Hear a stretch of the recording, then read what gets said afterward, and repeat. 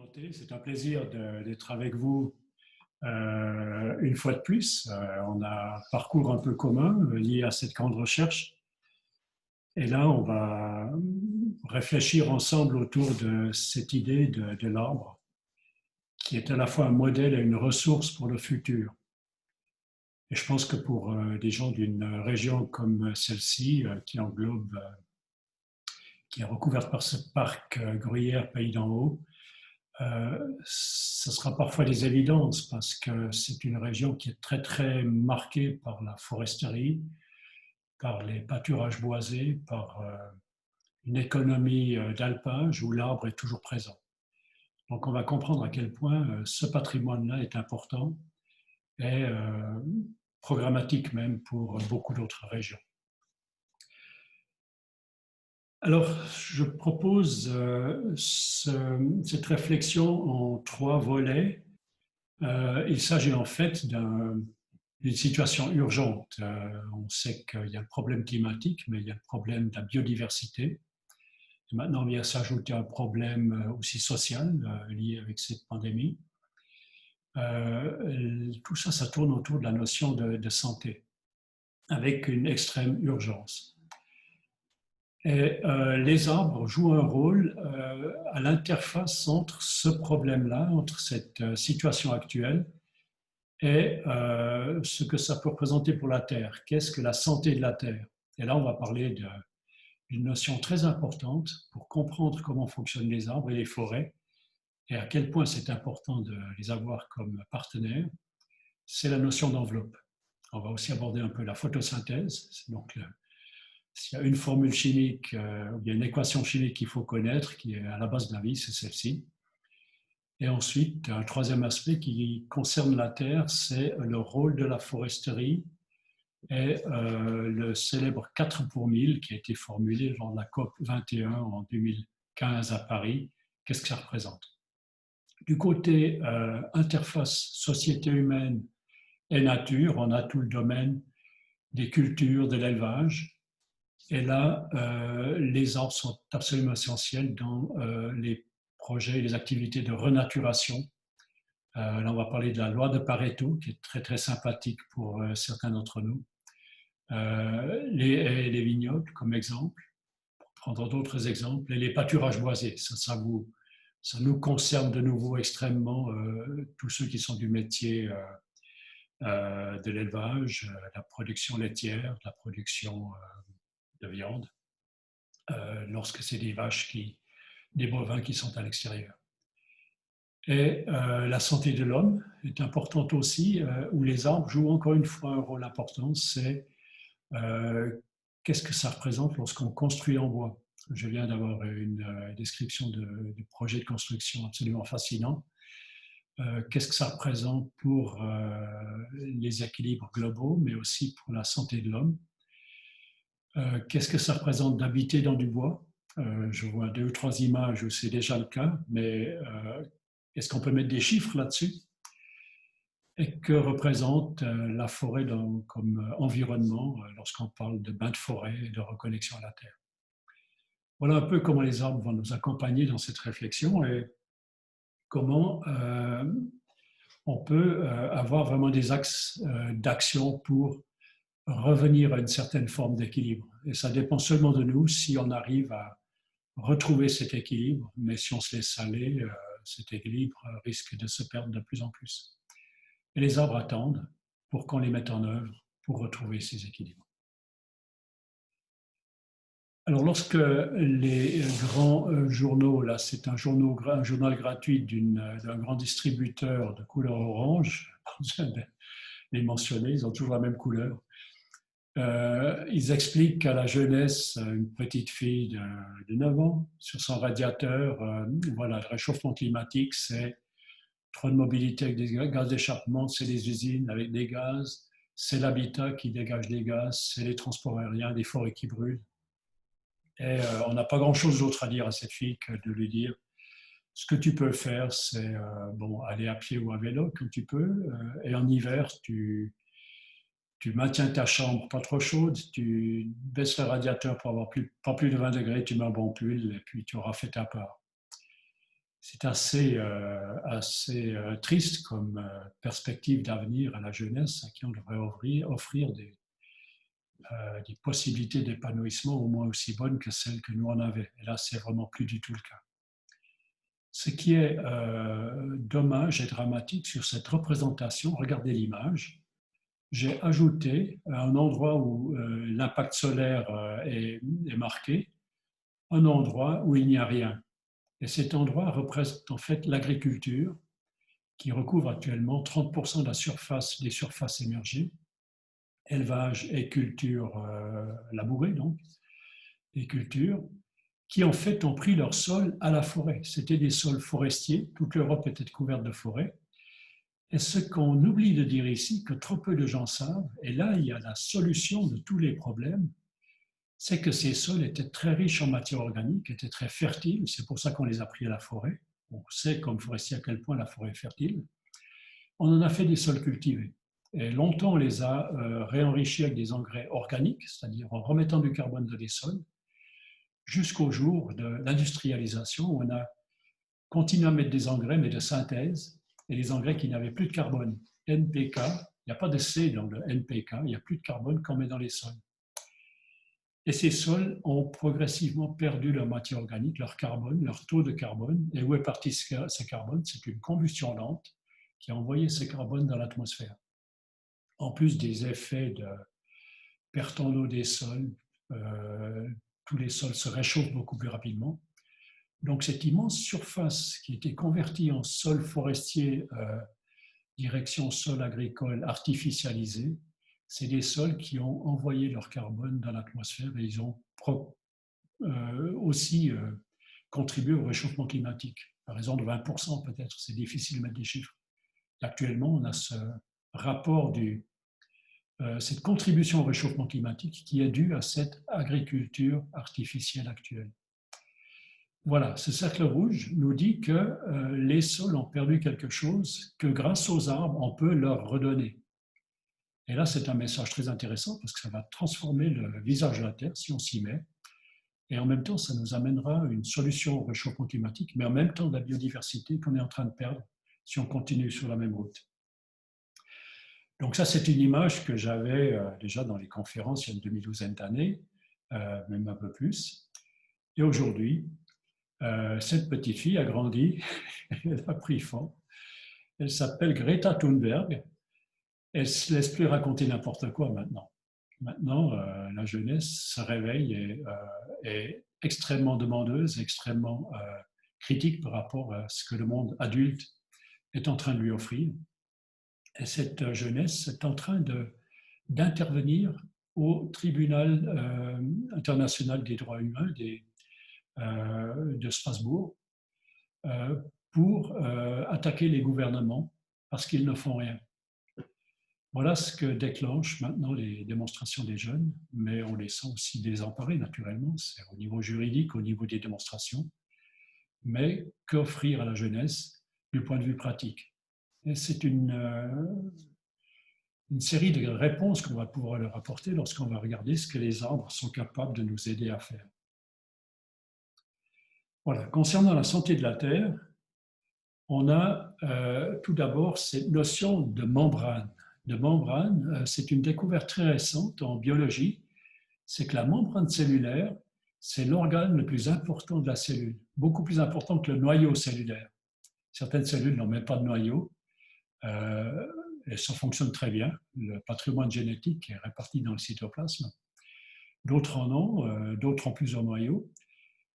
Mais ce qui est absolument commun à tous les êtres vivants, qu'ils soient unicellulaires ou pluricellulaires, c'est l'enveloppe cellulaire, mais aussi l'enveloppe de l'organisme lorsqu'il est plus grand. Donc de comprendre que l'essentiel pour un organisme vivant, c'est son enveloppe, nous ouvre des perspectives tout à fait intéressantes. Nous-mêmes, on sait très bien que notre enveloppe est très importante, notre peau. Et dans cette enveloppe, il y a des endroits très intéressants qui sont des complications de l'enveloppe. Ici, sur cette image, vous avez donc la membrane cellulaire qui est donc ici tout autour de cette cellule qui contient les organelles de la cellule, le cytoplasme, les vacuoles. Et si on fait un agrandissement de la membrane schématisée ici, on a des endroits où il y a des passages pour les flux entrants, les flux sortants, toujours régulés. On a des protéines qui sont traversant la membrane, qui ont comme des antennes à l'extérieur et qui transmettent ce qu'elles perçoivent à l'extérieur à l'intérieur pour donner des instructions à la cellule. La cellule est là, selon l'expression de Bruce Lipton, son intelligence localisée dans sa membrane cellulaire. C'est son organe d'essence et la cellule est capable de s'orienter, de prendre des décisions grâce à ces protéines qui sont dans la membrane cellulaire. Et ça, c'est très intéressant, ça nous permet de nous comprendre nous-mêmes, notre membrane est aussi ajoutée par certaines complications, c'est nos organes d'essence, les yeux, les oreilles, etc. Et là, c'est nos outils de l'intelligence aussi. Et si on va un stade plus loin, on va comprendre que la forêt, c'est quelque chose qui se constitue aussi en système fermé, fermé par une membrane globale. C'est la canopée forestière qu'on voit ici sur la gauche, mais en bordure, vous avez la lisière forestière qui protège toujours l'intérieur forestier, surtout les sols forestiers, contre le dessèchement, contre les vents qui traversent. Le patrimoine le plus précieux de la forêt, c'est son sol. La forêt maintient son eau dans son sol, eau frais, pour l'avoir à disposition même quand il fait chaud et sec. Et c'est grâce à ça que les forêts restent vertes alors que tous les champs ont passé au jaune. Et lorsque vous avez au printemps les arbres individuels, ici, ils se recouvrent d'une floraison, mais on ne voit même pas l'intérieur de l'arbre, c'est une membrane pour l'arbre individuel. Et si ces arbres n'étaient pas dans des pâturages, ils auraient une couronne qui irait jusqu'au sol. Ici, le pâturage fait que tout ce qui est à portée de museau est brouté. Et ici, une lisière forestière. Et là, on voit à quel point cette lisière est importante. C'est un organe de la forêt qui protège l'intérieur de la forêt. Par rapport à l'extérieur, c'est sa membrane de protection extrêmement riche en espèces végétales, mais aussi de faune. Et ça, c'est important de bien le connaître, de bien le comprendre. Plus la membrane forestière est riche en espèces végétales, plus elle sera riche en faune. Et la faune, c'est comme les organes d'essence de la forêt. Elle va sortir et revenir. Le renard part 3 km et revient. Les fourmis, 50 mètres. Et les animaux, les éléments de la faune reviennent toujours avec certaines informations, avec un certain bagage.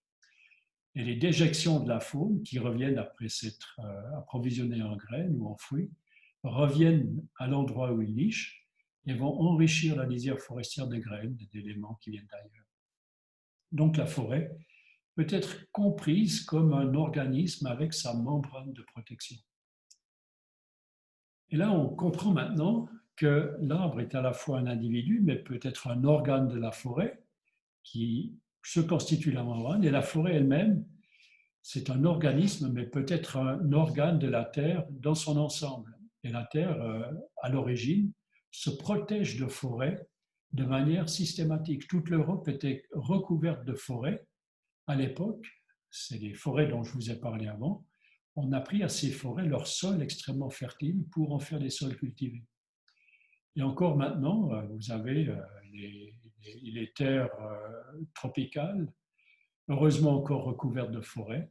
C'est la forêt amazonienne qui protège l'endroit le plus sensible de la Terre. La forêt amazonienne, c'est l'endroit où l'impact solaire est le plus fort. Et c'est là que cette membrane doit maintenir une fraîcheur, garantir les échanges d'eau en tant que membrane de protection de la Terre. Si on entame cette forêt amazonienne, par exemple, on va complètement déréguler les cycles géohydrologiques de la Terre dans son ensemble. Donc on a compris la forêt est très importante pour le régime hydrique local, mais aussi global pour la Terre dans son ensemble. Dans la mesure où la forêt est capable de recevoir l'eau et de la maintenir au frais de manière très précieuse. Elle va donc être la source des sources, elle va alimenter les eaux souterraines, elle va alimenter les ruisseaux qui sortent de la forêt, les sources, et les rivières qui sortent. Et là encore, par les rivières, les forêts sont en connexion avec beaucoup plus que la lisière forestière. On a parlé des oiseaux aussi, des insectes qui vont et qui viennent s'abriter dans la lisière, et les rivières qui partent de la forêt. Elles ont aussi leur faune qui va descendre la rivière, remonter, Et les pêcheurs ou les chasseurs savent très bien que pour le frais, la faune piscicole remonte la rivière et les truites riches en œufs, adultes, plus proches de la mort que de la naissance, vont remonter les rivières et plutôt mourir en amont des rivières. Et là, elles vont enrichir les forêts de phosphore, elles vont être pêchées par les oiseaux et tout ça va enrichir la forêt. C'est de l'engrais qui revient, parfois même depuis l'océan. Vous savez que les saumons viennent de l'océan et remontent les rivières d'eau douce, qu'elles reconnaissent à l'odeur. Et c'est l'odeur de la rivière, mais en fait, c'est l'odeur de la forêt qui est l'indicateur du poisson pour retrouver son lieu de naissance. Et le saumon revient, remonte la rivière et va être pêché par l'ours aussi, et va enrichir la forêt en phosphore. Voilà, ça c'est des forêts bien comprises en tant qu'organismes, et c'est des forêts pour fonctionner, ont besoin de la faune pour les faire communiquer et pour les enrichir. Les oiseaux migrateurs, c'est la même chose, ils vont très loin, ils reviennent d'un autre continent pour alimenter et pour apporter ces informations chimiques, mais aussi d'autres natures à la forêt. Voilà, alors on a compris que l'intérieur du forêt, c'est tout à fait différent de l'extérieur, l'atmosphère forestière. C'est quelque chose de précieux, on va voir que c'est aussi précieux pour l'homme, pour la santé. Et ce qui est essentiel pour cet équilibre, c'est que la forêt se base donc sur les arbres qui font la photosynthèse. Et là, je ne vais pas entrer dans le détail de cette formule. Si vous regardez ici sur la gauche, on n'a que pour 1000 kg de bois, l'arbre a besoin de 1851 kg de dioxyde de carbone absorbé par les feuilles, transformé grâce à l'énergie lumineuse, pour faire du carbone, du sucre pour faire le bois, pour faire de l'oxygène et même pour faire de l'eau nouvelle. On ne va pas entrer en détail là-dedans, c'est dans le livre. Mais un chiffre est important, c'est que chaque fois que vous avez 1 kg de bois ou 1000 kg de bois, vous avez capturé dans ce bois 1851 kg de dioxyde de carbone. Donc chaque morceau de bois est en fait du carbone qui a été retiré à l'atmosphère pour être stocké dans ce bois sous forme d'énergie, mais aussi sous forme de bâti. Donc aussi longtemps que le bâtiment est là, ce carbone est bloqué ici et n'est pas en train de faire du réchauffement climatique dans l'atmosphère. Donc le bois est aussi une solution en tant que matériau aux problèmes climatiques. Voilà. Concrètement, vous avez un jeune arbre qui est planté dans un pot, on l'arrose seulement avec de l'eau, on laisse pousser pendant 5 ans, et après 5 ans, il aura 70 kg de matière sèche, la quantité de terre qui était dans le pot est restée la même. Donc ces 70 kg signifie que ce jeune arbre a capturé 115,6 kg de CO2, et ça correspond à peu près à 1000 km en voiture, si la voiture dégage 120 grammes par kilomètre de CO2. On ne se rend pas assez compte du poids écologique de la voiture, basée sur des énergies fossiles. Chaque kilomètre dégage plus de 100 grammes de CO2. Donc, pour faire 1000 km en voiture, on devrait planter un arbre et attendre 5 ans. Et pour faire les deuxièmes 1000 km, il faudrait en planter un deuxième et attendre encore une fois 5 ans. Ou alors on a planté 2 arbres, puis on peut faire 2000 km. Voilà, c'est les chiffres. C'est un peu l'ordre de grandeur avec lesquels on se débat. Tant qu'on fera plus de kilomètres en voiture, en avion naturellement, que de planter des arbres, on va ajouter des problèmes à l'atmosphère plutôt que d'en retirer. C'est l'ordre de grandeur des choses à faire. Voilà, alors les arbres, ce n'est pas seulement pour construire avec le bois, pour le bloquer, c'est reprendre de l'atmosphère ce carbone en trop-plein, c'est donc actuellement on est à 400 parts par million, il faudrait réduire, redescendre à 300. Les arbres sont là comme des pompes à carbone et ils nous font du climat, ils font des cycles hydrologiques, ils font de la protection du climat local et aussi du climat tropical. Et ces arbres capturent le dioxyde de carbone et on peut utiliser les bienfaits de l'arbre non seulement comme bois, mais aussi pour restocker le bois dans les sols où il est destiné. Les forêts font des sols riches en carbone et les arbres qu'on réintroduira dans l'agriculture vont nous permettre de refaire des sols riches en carbone. Grâce à la biomasse racinaire, grâce au bois raméal fragmenté, grâce au biochar, c'est des technologies bien connu en agroforesterie moderne, en permaculture, qu'il va falloir diffuser dans les pays à vocation agricole. Voilà, ça c'est encore une fois les chiffres, je ne vais pas m'arrêter là-dessus, mais on a à peu près 20 milliards de tonnes de dioxyde de carbone qui sont émises et qui ont un effet climatique. Et là, on sait que si on se remet à restructurer nos forêts, réhabiliter les forêts et reboiser, c'est les grands projets actuellement en route jusqu'à 2030, on est capable de reprendre un peu, presque la moitié de cette somme au niveau des forêts et des boisements réhabilités grâce à la photosynthèse des arbres. Et les solutions au niveau de l'agriculture, c'est peut-être la moitié de ça, qui sont aussi des contributions intéressantes avec l'agroforesterie. C'est donc l'outil des 4 pour 1000. Il faudrait chaque année, dans les sols agricoles, être capable de remettre 4 pour 1000 de la teneur en matière organique actuellement présente dans les sols. Donc c'est absolument faisable. Les agroforestiers montrent que c'est possible. On a les méthodes. Il suffit de la volonté politique, mais aussi des acteurs des deux secteurs, forestiers et agricoles. Voilà, ça concerne la terre. Et ici, on est chez des gens qui savent comment faire ça, comment faire une foresterie proche de la nature, qui travaille avec les lois de la forêt, qui travaille avec la régénération forestière, c'est la forêt jardinée, où les exploitations sont à peine visibles. Et c'est des forêts extrêmement riches, extrêmement fertiles, et extrêmement bonnes aussi du point de vue touristique, puisqu'elles sont harmonieuses et invitent à s'y promener. Donc on a compris que les forêts ne vont plus être dans le futur des forêts plantées et récoltées comme en agriculture, puisqu'ici les arbres sont en concurrence les uns contre les autres, et c'est des arbres qui sont carencés par programme, parce que c'est toujours la même espèce, ils ont les racines au même niveau, les mêmes nutriments à disposition, et c'est tout à fait normal que ces arbres aient des carences. Et c'est normal que ces arbres tombent malades, qu'il faille des traitements, qu'il faille des engrais au départ. Les grandes forêts plantées, je les ai visitées au Brésil, ils ont leur dose d'engrais pour le départ, en France aussi. Et là, c'est une chose que la forêt naturelle n'a pas besoin. Et le mélange forestier, c'est la solution de santé. Chaque chimie d'une essence profite à la chimie de l'autre. Et ces forêts en mélange sont bien plus efficaces et bien plus saines. Il n'y a pas de maladie forestière lorsque les forêts sont mélangées. Donc, on a des solutions déjà à promouvoir et qu'on pratique depuis longtemps. Donc, le monde forestier de nos régions, de nos parcs, de nos forêts équilibrées, a un message pour ailleurs aussi. Voilà, donc lorsqu'on fait de la foresterie, chez nous, c'est pas ça, c'est pas une dévastation de forêt où il n'y a plus de forêt après.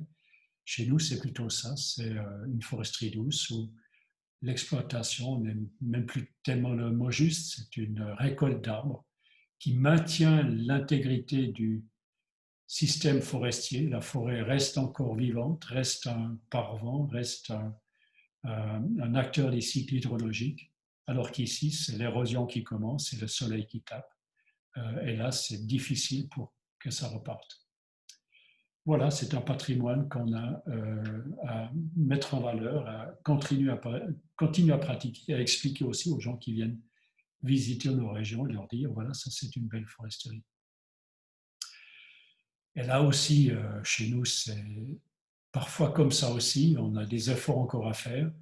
Lorsqu'on a des parterres de coupe, faisons attention à l'image que ça laisse derrière soi.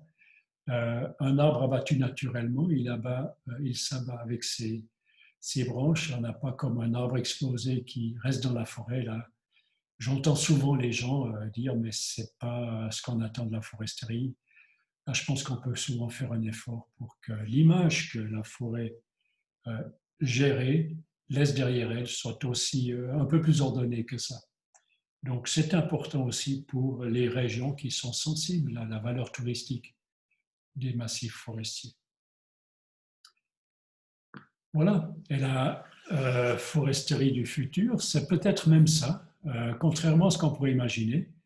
Le bilan carbone de l'engagement d'un hélicoptère, lorsque c'est des bois précieux, lorsqu'on va avoir un impact minimum, même inférieur à celui une exploitation par câble grue, c'est vraiment de la chirurgie forestière, eh bien, le bilan carbone d'un hélicoptère, là je ne fais pas allusion au prix, mais sachant que cette exploitation par hélicoptère nécessite une certaine quantité de kérosène, donc d'origine fossile, combien de bois est possible de récolter grâce à l'hélicoptère pour le mettre à portée de scierie ou bien d'une scierie mobile?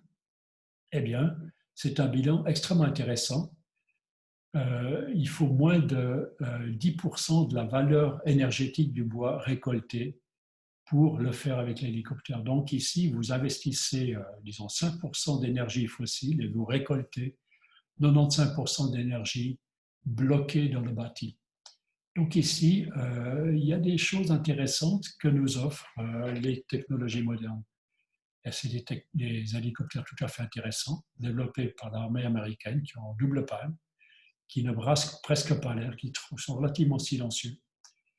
Donc ici, on a aussi des technologies intéressantes, comme celle-ci aussi, pour compléter les scieries. On le sait qu'on n'exploite pas assez nos forêts. On pourrait exploiter beaucoup plus, récolter beaucoup plus de bois dans le pays d'en haut, dans tout ce parc régional. Le problème, c'est où va-t-on avec le bois? Comment le récolte-t-on? Et là aussi, les scieries mobiles sont aussi une solution intéressante pour les endroits très reculés où c'est difficile d'y aller avec des camions de grand tonnage. Voilà. Santé des cultures et de l'élevage. Là, je vais être un peu plus rapide. Ce qui est intéressant, c'est que ces forêts, elles dégagent de la santé, elles dégagent des messages subtils, c'est des sons, tout ça, c'est extrêmement efficace pour la santé des cultures. On vient de découvrir que le chant des oiseaux a un effet sur la croissance des plantes et sur le bien-être de l'humain. Les oiseaux sont très intéressants. Ils ont un effet. Et lorsque vous remettez des systèmes boisés avec beaucoup de biodiversité, vous remettez des facteurs, des auxiliaires de croissance. Avant, on pensait que c'était pour équilibrer les prédateurs, mais même des auxiliaires de croissance acoustiques qui vous font mieux pousser. C'est pour ça qu'on ressent ces bienfaits. Mais sachez que ce n'est pas seulement nous, lorsqu'on se promène au printemps dans les abords des forêts, au bord des haies, ça fait du bien à toute la faune et à toute la flore. Et là maintenant, on a une réflexion, c'est cette tendance de tout réduire à des solutions trop simplistes, c'est de transformer une forêt extrêmement mélangée, tropicale ici, en une forêt qui a été ravagée, on a remplacé par un pâturage, ou bien une forêt tropicale qu'on remplace par une culture de palmiers à huile, 100% de remplacement. Les belles terres qui étaient occupées par les bisons, par une flore extrêmement riche, radicalement remplacées par des cultures, naturellement avec des engrais intensifs. Et chez nous, en France, des cultures de très grande surface, entièrement remplacées par une seule espèce. Et il faut aussi le dire, chez nous, c'est la même chose dans certains vignobles. Aussi, notre agriculture est souvent dans ce modèle-là. On a entièrement remplacé un système naturel par un système artificialisé. Et là, la question, c'est est-ce que c'est tout à fait, est-ce que c'est raisonnable? J'en appelle à la raison. Comme on a vu pour la forêt, ce n'est pas tout à fait la bonne solution. La solution, c'est maintenir une certaine part de naturalité, comme on l'avait encore pendant très longtemps. Et la question, c'est combien de nature faut-il pour avoir des systèmes résilients de biodiversité qui sont encore là, ces auxiliaires de culture qui viennent accompagner nos vignes, qui sont des bocages, qui sont des pâturages accompagnés par des cordons naturels. Eh bien, il y a une loi intéressante qui s'appelle la loi de Pareto. Elle est sympathique pour tous les paresseux. C'est qu'on obtient 80% du résultat lorsqu'on investit 20% de l'effort. Et les malins, c'était mes meilleurs étudiants, c'est ceux qui savaient ça. Ils étaient toujours à la limite entre 4 et 4,5 parce qu'ils avaient du temps pour faire autre chose, des choses plus intéressantes. Et ils arrivaient à faire ce qu'ils voulaient. Et l'imbécile, j'emploie un mot un peu cru, c'est celui qui veut 100% des résultats parce qu'il est obligé d'ajouter 80% de l'effort. Et c'est quand même un peu cette tendance-là. C'est vouloir 100%. et ce n'est pas tout à fait juste, ce n'est pas tout à fait orienté sur l'équilibre que veut la nature. Donc la proposition maintenant, c'est remettons 20%, mais si c'est déjà 10%, ça sera déjà énorme, de nature dans nos cultures. Et ça, chez nous, on le fait déjà. Si on continue, on a ça. C'est nos pâturages boisés. C'est exactement ce modèle-là. Peut-être 20% de forêt dans nos pâturages, accessibles au bétail. Et là, la solution et la clé de compréhension de ce système, c'est que la vache est un animal forestier. Une fois qu'on sait ça, on sait qu'on leur doit des pâturages de ce genre-là. Contrairement à ce qu'on voit aux États-Unis, les vaches exposées au plein soleil, aucune ombre, et elles sont maintenues en prison toute l'année à l'extérieur. Ce n'est pas ce que la vache a comme habitude physiologique. La vache a besoin de s'abriter sous les arbres. Et là, le bienfait, c'est pour la vache. Elle est aussi extrêmement reconnaissante pour la nourriture ligneuse, le fourrager, l'arbre fourrager. C'est une composante de la diète de la vache. Et l'effet, c'est que la production laitière est supérieure lorsqu'on leur donne du fourrage ligneux ou lorsqu'on simplement on ajoute du tanin, de la poudre de feuilles de châtaignier, augmente la production laitière, chaque fois en rouge ici, et augmente la teneur en protéines. Simplement en ajoutant un élément qui manquait à la vache, vous transformez sa physiologie, et naturellement, si la lactation est aussi bonne, la santé globale de l'animal est meilleure. Donc là, vous avez une viande qui est carrément transformée grâce à ça, pas seulement le lait. Donc on arrive à la santé de l'homme, qui a perdu en fait cette proximité de la nature qui lui est nécessaire. Je disais avant, la vache est un animal forestier. Je peux dire la même chose pour l'homme. L'homme est un animal, mais il est aussi autre chose que ça. Il n'est pas seulement animal, il a découvert les bienfaits du feu. C'est un être forestier. Souvenez-vous des centaines de milliers d'années qu'on a passées en forêt en tant que nomade, chasseur-cueilleur, 1 million d'années en forêt, autour des arbres, protégés par les arbres, dans les savanes, etc. Et maintenant, ces 100 dernières années, on a juste un peu oublié. Et nous, on a aussi besoin de ces arbres et de ces forêts. Et c'est pour ça que ce déficit de nature amène des désordres physiologiques, des désordres de santé, mais aussi psychologiques, qu'on peut rapidement rééquilibrer. Et là, c'est intéressant, la viande à mauvaise presse, la viande rouge, l'OMS avait mentionné que la viande rouge était cancérigène. Ils avaient malheureusement oublié de préciser qu'ils parlaient de viande industrielle. Alors que les médecins et les gens qui ont fait des recherches là-dessus se rendent compte que la viande naturelle d'animaux épanouis, qui ont pu grandir dans des vrais pâturages boisés, produisent une viande qui a beaucoup plus d'oméga 3 que d'oméga 6. L'équilibre est important entre les deux. Et c'est carrément une viande thérapeutique, une viande bonne pour la santé. Et là, c'est un message très important. Pour des régions comme ici, cette viande mériterait un prix tout à fait différent. Dans mes conférences, je dis que pour changer la face du monde, si vous aimez la viande, vous décidez de ne rien changer à votre budget de viande. Les gens sont étonnés. Comment est-ce qu'on va changer la face du monde avec ça? Non, vous ne changez pas votre budget de viande, mais vous diminuez par deux la quantité consommée et vous payez le double du prix pour des éleveurs qui produisent de la viande de vaches heureuses et de bétail respectueux de sa physiologie. Grâce à ça, vous allez vraiment changer les choses simplement avec un des critères, un des curseurs. Le bois, vite, là c'est un domaine qu'on connaît bien, c'est le principe de la cascade. D'abord utiliser un bois à l'état massif, ensuite des produits transformés et tout en dernier, ce qui reste après avoir utilisé le bois comme élément de construction énergétique, mais pas commencer à gérer la forêt pour en tirer de l'énergie. Ça c'est vraiment dommage. Il y a beaucoup plus de valeur ajoutée à faire avec les produits dérivés du bois, en commençant par le bois massif. Et c'est cette forme que ça prend. Ça peut se combiner même avec d'autres matériaux de base organique, de la paille, avec l'argile, etc. Mais tous les construits agricoles devraient être faits en bois. C'est très facile. on a les technologies, on a le bois. Et là, le bilan est intéressant parce que vous capturez du carbone. Le bilan carbone sur la gauche en vert est positif lorsqu'on emploie le bois, c'est-à-dire c'est du carbone stocké, enlevé à l'atmosphère.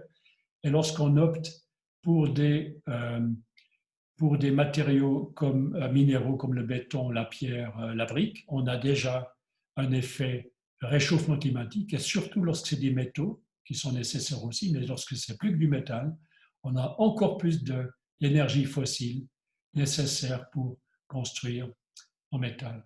Donc, le plus possible, diminuons la consommation de béton et de métal. Il en faut pour les fondations, mais construisons avec du bois, y compris naturellement dans le domaine des bâtiments pour le domaine humain.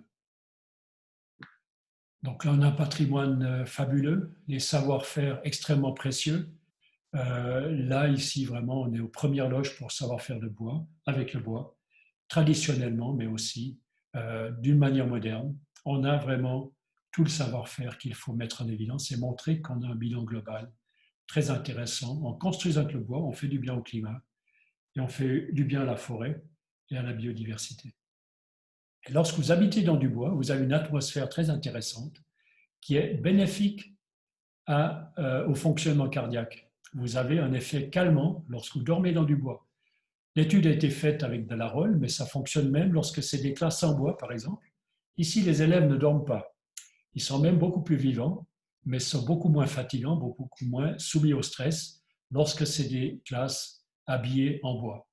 Donc, encore une fois, lorsqu'on produit du bois, il faudrait aussi produire du bois, non seulement du bois du point de vue structurel pour faire des charpentes et des maisons entières, il faudrait délivrer du bois absolument sans traitement chimique, naturellement, pour habiller toutes les classes d'école dans le pays.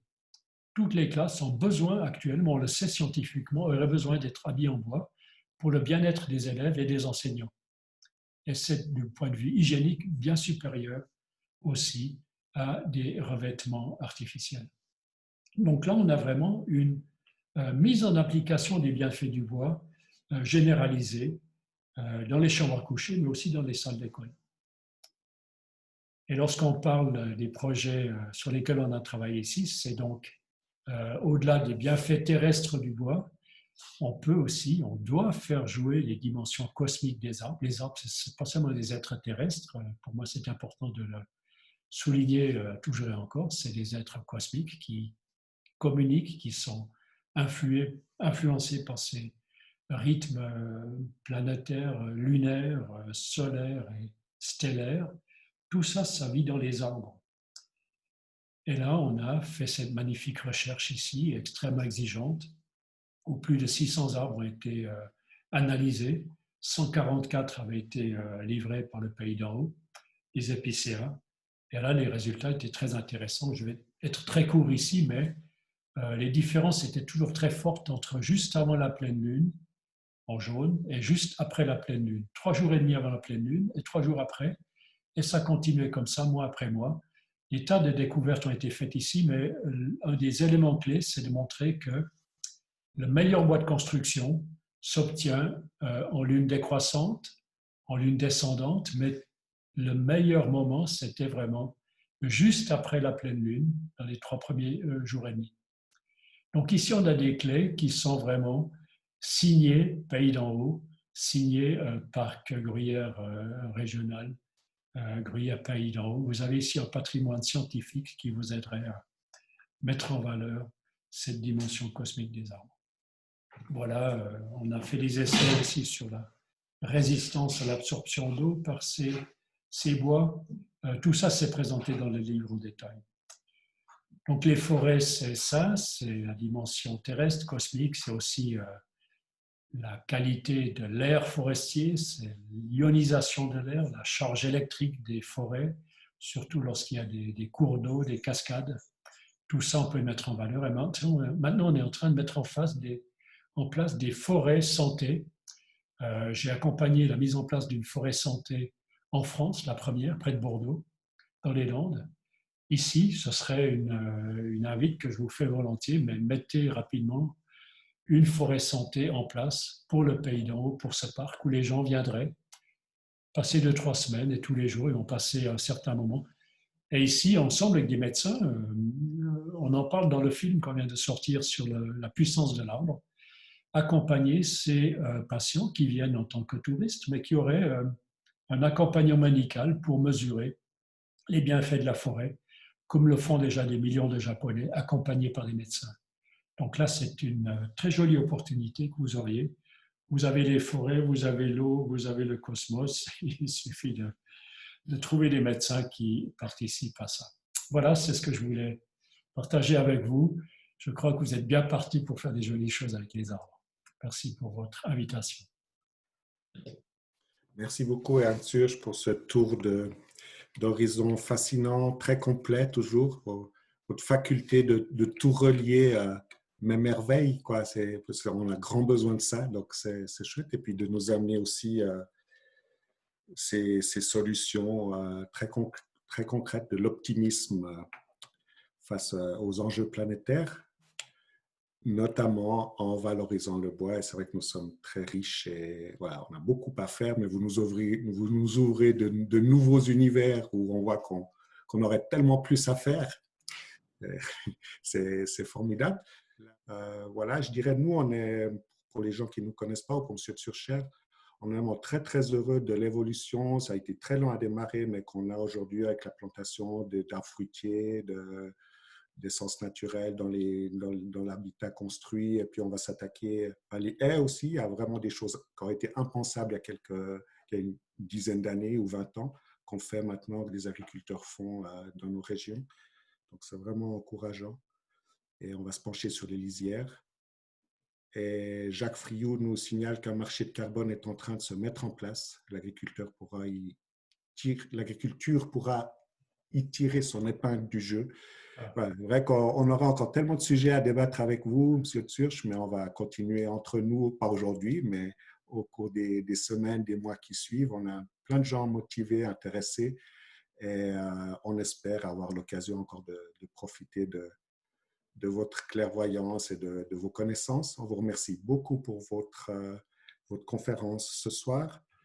On va vous souhaiter un bon retour chez vous puisque vous êtes presque le seul à devoir rentrer chez lui avec un grand trajet ce soir. On est très heureux que vous le fassiez en transport public aussi. On vous souhaite vraiment un bon retour, une bonne suite.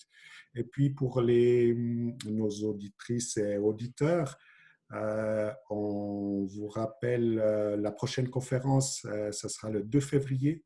Quel avenir pour le tourisme préalpin avec Christophe Clivat, professeur à l'Université de Lausanne, sur un sujet chaud aussi, mais probablement en lien avec ce qui nous préoccupe.